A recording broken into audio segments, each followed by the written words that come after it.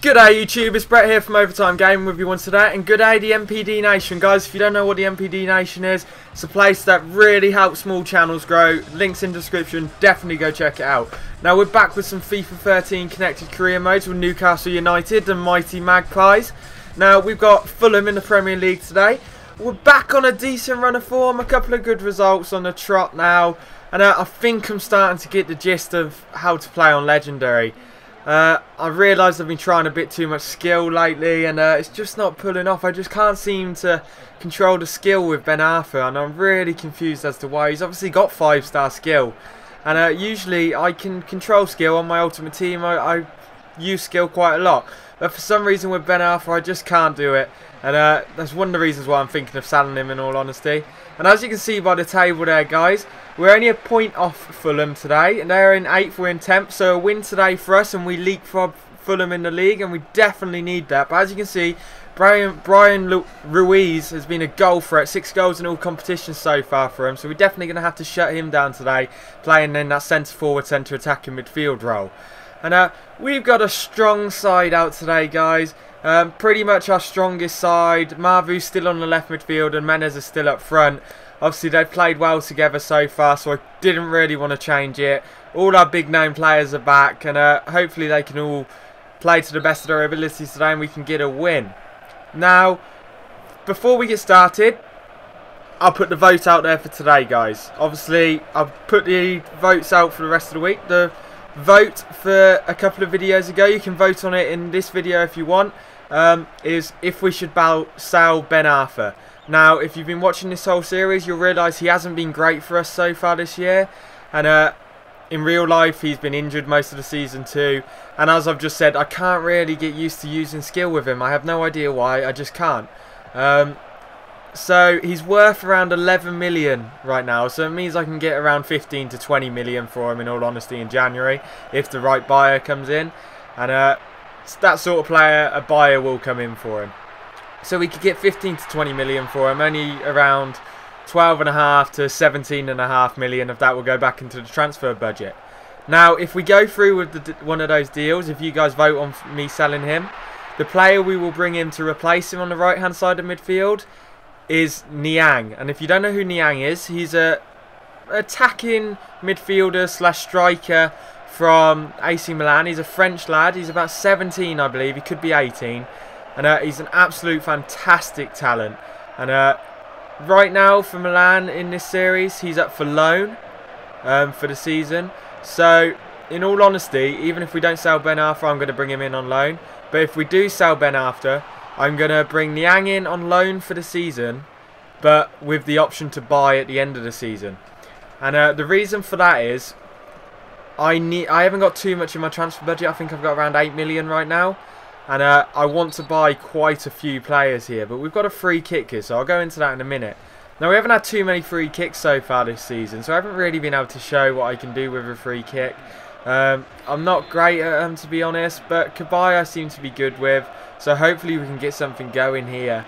And it's not too far out, nice and straight. I'm just seeing if we got left footer here other than Marvauex, because I prefer this angle with a left footer, because I prefer curving it into the goal rather than curving it to the post. And if you don't understand what I mean I prefer curving it in, so it's coming from outside of the post into the corner rather than from the goal to the post. I'm not sure why, I just prefer it that way. But hopefully we can get a nice up and under here. But unfortunately we hit the top of the wall, so nothing comes of that. But we do get the rebound with Yanga and Mbiwa, who plays it back to Marvauex. And it's a lovely ball in for Sissoko, and what a gorgeous finish by Moses Sissoko. He's been an absolute beast in the last few games, and I believe that's his 6th goal for us so far this season. And I don't think I've scored one better than that yet this season. Look at this lovely ball from Marvauex. And then one touch, and it's I don't even know how to describe that. Maybe a roundhouse volley? That's probably completely wrong, but it was an absolute gorgeous strike by Moses Sissoko. And we're up 1-0 here, guys. And definitely a needed win here, and definitely a good start to the run in December here. Now, back to where I was. Obviously, we're speaking about Niang. He'll play right midfield for us, but obviously I was saying that I've loaned him in. The reason for that is I've only got around 8 million in my transfer budget so far. If we sell Arfa, let's say for 15, and bring me round to around 22 million. And I've worked out if I want to buy all the players I want, I'm going to have to spend around 40 million. So it's not going to happen. That's with buying Niang. So if we loan Niang in and buy him at the end of the season with hopefully some funds, then hopefully we can make a few deals, because Niang's going to cost us around 9 million I budgeted for. So it brings it down to 32 million needed. So we're still not going to quite get all the players I want, but we could get most of them. I'm also going to request some funds in this transfer window, and we could potentially get a takeover. I've never had it in one of my series. I've seen it in plenty of other YouTube series where your club actually gets taken over. I don't know whether that just happens randomly in career mode this year. I also know you can obviously purchase the takeover from the EA Sports Football Club catalogue, but I don't really want to do that. It makes it slightly unrealistic, whereas if it happens randomly, then so be it, then I can use it then. It's not my fault I didn't implement it to make everything happen how I want it to. But obviously I want to bring in Pogba. That's one of the reasons why I don't want to buy Niang. I want to straight up, I want to loan him in. Because Pogba's going to cost me around 9 million as well. I want to buy Lucas Digne. He's going to cost me around 4. So there's already 12 million. So there's basically, with, I think it was Gonalon, so I can get for around 4 million. There goes all the money I've made from the Ben Arfa deal. So then I only have my 8 million left. There's a few more players I do want to sell. So with my 8 millions, I then want to go in and buy Giroud is my preference. But obviously you guys can vote on who you want. Do you want Giroud, Gomes or Gamero? My personal preference is Giroud, although Gamero is actually catching up with him in the vote now. So there's only about 3 weeks left until January. So definitely get your voting, guys. I'm also going to look to sell Henry. He's done nothing for us the last few games. I'm probably going to keep Aliadiare, but then again, he may be sold so I can get Benzia. He's only going to cost me around 1.5 million. He's a young French attacker, so definitely maybe a purchase for me. But as I was saying, hang on, who's that injured? Please don't be Cabaye. Please don't be Cabaye. Luckily, we get the good defence there, and he is offside as well. We have a player down, guys. I'm not quite sure who it was. He wasn't offside there too. Jeffron again. He has been injured for us before. Hopefully, he's not out for too long this time. Luckily, he can walk off the field on his own rather than being stretched off. So Brahimi comes back on for him. Brahimi's been in good form for us the last few games, so it's not too much of a hampering change, but I'm hoping Jeffron's not out for too long. He has already missed around a month and a half for us, so hopefully we don't miss him for too long.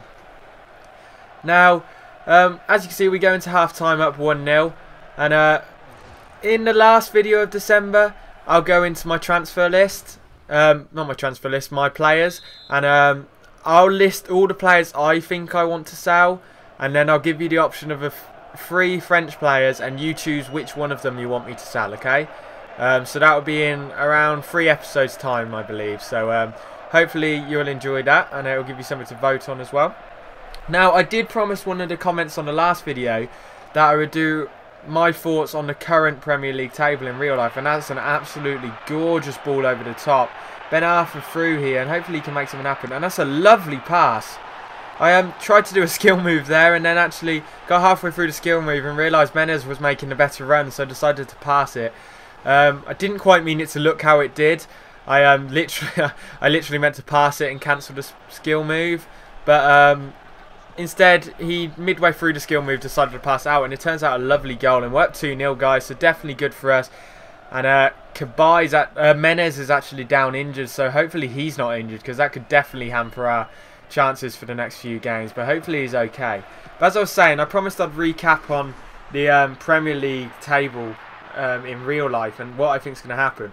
Obviously, Man United are clear by 15 points at the top of the table, so they've got the Premier League wrapped up. I did think Man City were going to win the Premier League this year, I must admit, but obviously, as we can see, Man United have won the league. In bar something awful happening, Fergie having a complete collapse, Man United have won the league, guys. Man City will finish second, no doubt. I believe Tottenham will finish third. I don't think Chelsea have got it in them, especially under Benitez, to finish any higher than fourth.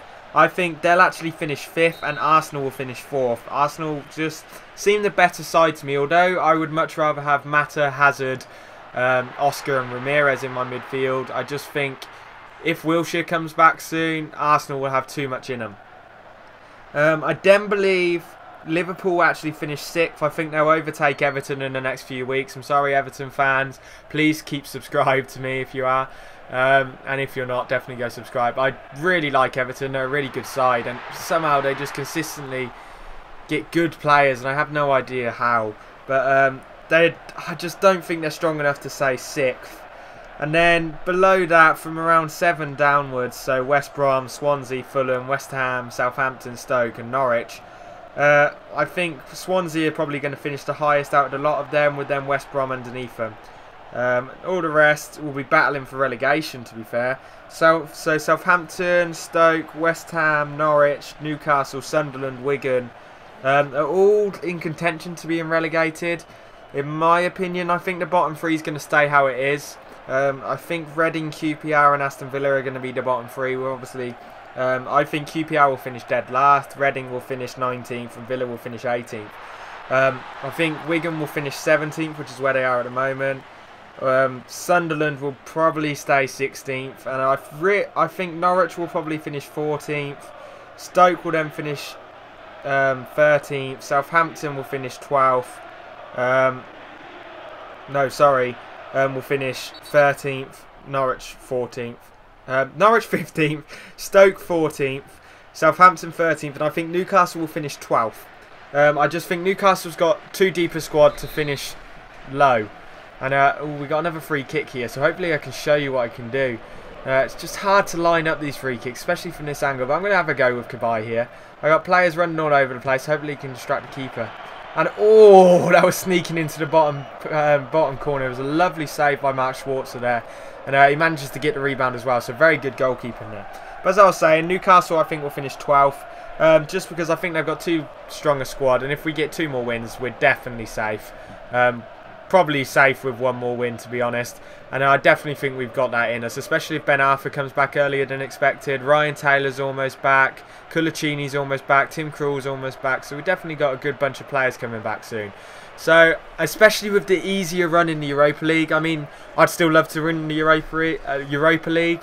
I think Pardew is going to prioritise the Premier League, which is fair enough. But I'd rather him focus on winning the Europa League as well, because I really could use a cup as a Newcastle fan, I'm going to be honest. And I think we've got a strong enough side to ease past Benfica. So I'm not too worried about that. Even if he plays a slightly weaker side, I think we're too strong for Benfica. The next round we'll be worried, but I just think we've got it in us. If we can get 2 quick wins in succession in the Premier League, and win against Benfica on Thursday, I definitely think we've in with a chance. Now, I'll do the championship tables tomorrow's episode, because it gives me something to talk about for the whole time. And tomorrow's episode, I'll also do a recap of the Champions League games tonight. Obviously, it's PSG versus Barcelona and Bayern versus Juventus. Now, in my opinion, Juventus versus Bayern Munich will be the better 2 of the game. I think Juventus are absolutely fantastic. Obviously, Paul Pogba plays for them. But I think they're absolutely insane. I mean, they have one of the best players on FIFA, Vidal. He is an absolute machine. And then Marquisio is absolutely godlike. And then Bayern are just as strong, especially in depth. They're absolutely amazing. Barcelona are weaker this year than they have been in the last few years. Players are getting on a bit, and teams know how to deal with them now. And PSG will destroy them. Going to be honest, PSG are too strong to lose to Barcelona. So it'll be PSG and Juventus through to the next round. And then obviously I'll talk about the rest of the games tomorrow. So obviously we won 2-0 against Fulham, guys. So I think that moves us up to around 9th. We'll have a look in a minute. We're just looking at the rest of the scores. QPR picked up a win against Wigan. And Jeffron's out for around a month. So around the middle of January he should be back. So by the time he's back, we would have bought someone by then. We have a Europa League game next against FC Luzern, so I can't really look at the table right now. That'll be in the next episode, guys. And hopefully we can pick up another win in the Europa League and give us a chance for... oh, hang on. Jeremy Taraval is fuming at his role at the club. Don't really know why, because I gave him the squad role of a squad rotation player, and that's all he's been. So he's never going to get anything more. FC Luzern in the next episode, guys, and then we've got Man City after that in the Premier League. So hope you all enjoyed the video, guys. Follow me on Twitter. Leave a like on this. Leave a comment for member comment of the week, guys. And subscribe and share the video too, guys. Peace out, YouTube. We're heading into overtime.